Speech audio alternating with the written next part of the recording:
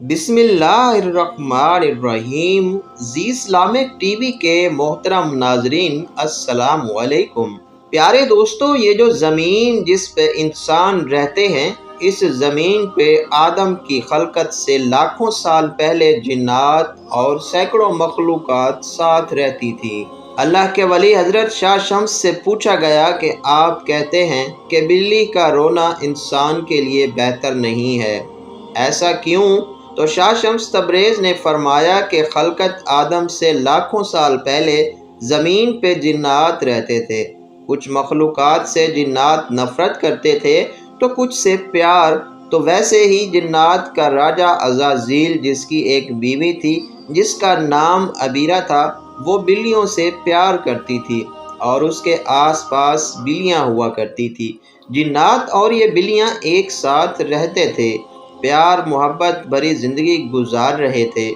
जानवर बिल्लियों की जितने भी नस्ल ज़मीन पे मौजूद थी, उसे कोई तकलीफ़ होती तो उसका बदला जिन्नात लिया करते थे। लेकिन जब अल्लाह ने जिन्नात की ताकत को महदूद किया और उनके लिए सिर्फ रात को रख दिया, तो ये सिलसिला जानवरों और जिन्नात का टूट गया। लेकिन अबीरा ने कहा, ऐ मेरे अल्लाह, हमें इतना तन्हा ना कर कि हमें इतना अकेला ना कर। तो कुछ जानवरों को ये ताकत दी गई कि वो जिन्नात से बात कर सकें, उनको देख सकें, और उन जानवरों में बिल्लियाँ भी शामिल हैं। असल में जिन्नात के अयाम जो ज़मीन पर बसर करते हैं, इंसान से 7 दिन आगे होते हैं। जो ज़मीन पे होता है वो 7 दिन पहले जिन्नात देख चुके होते हैं। तभी जब कोई मरने वाला होता है, जिस घर में इंतकाल होता है, या जो फरिश्ते आते हैं, अल्लाह ने बिल्ली की आँखों में ये ताकत बख्शी कि वो जिन्नात को देख सके, वो फरिश्ते मौत को देख सके।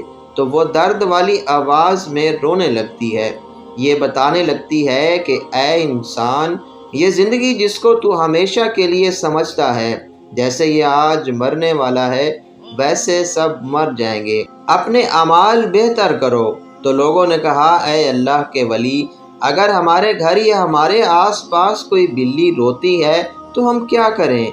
तो शाह शम्स तबरेज़ रहमतुल्लाह अलैह ने कहा, तुम हस्बे तौफीक सदका निकाला करो और 27 मरतबा चारों कुल का विर्द करके अपने अल्लाह से दुआ मांगा करो। अल्लाह हर परेशानी से तुम्हें महफूज रखेगा। और अगर तुम किसी बड़े सफ़र पर जा रहे हो और अचानक से बिल्ली सीधे तरफ से उल्टे तरफ चली जाए और फिर मुड़ के तुम्हारे चेहरे में देखे, तो समझ जाना कि ये अल्लाह की मखलूक तुम्हें इशारा दे रही है कि तुम्हारी तरफ कोई ख़तरा है।